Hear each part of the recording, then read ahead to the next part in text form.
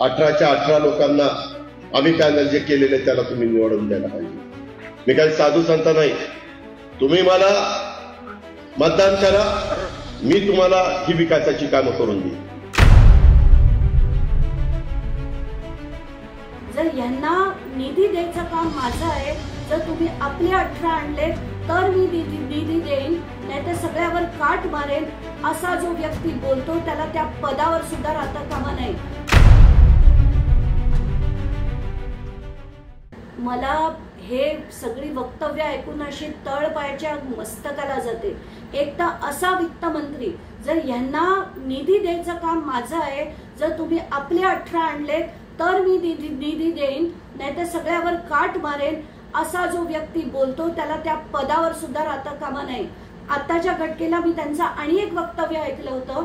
त्यांनी असं म्हटलं होतं की ज्यांना राजकारण करायचं त्यांनी कंत्राटदारी करू नये आणि ज्यांना कंत्राटदार व्हायचंय त्यांनी राजकारण करू नये.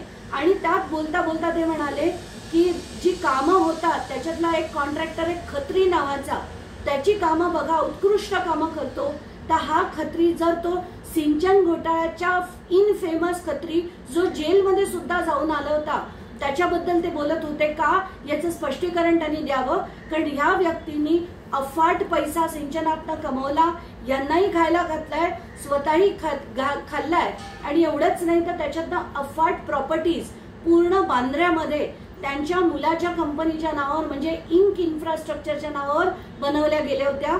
या सगळ्या माहिती तेव्हाच्या काळी सुद्धा मी अँटी करप्शन ब्युरोला, जेव्हा प्रवीण दीक्षितजी डीजी होते, तेव्हा मी सगळी माहिती त्यांच्याकडे, अगदी त्यांच्या असलेल्या गाड्यांसकट दिली होती. त्यांच्याकडे फरारी, बुगाटी, जी गाड्यांची नावं आपण ऐकली, रॉल्स रॉयस, एक रॉल्स रॉयस तर पकडून पण दिली होती. त्या सगळ्या गाड्या कुठून येतात, हा सगळा आपल्या जनतेचा पैसा आहे.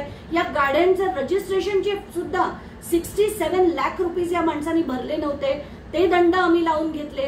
किती किती लढायचं, आणि ही सगळी मंडळी असे पैसेच खात राहणार.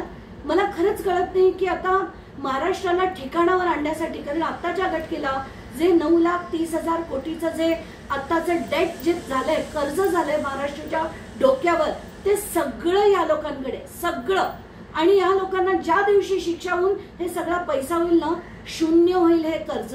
आणि आताच्या घटकेला हे जे वित्तमंत्री 10वी पास वित्तमंत्री आहेत महाराष्ट्राचे, ते अशा लोकांच्या डोक्यांनीच महाराष्ट्राची विल्हेवाट लागली.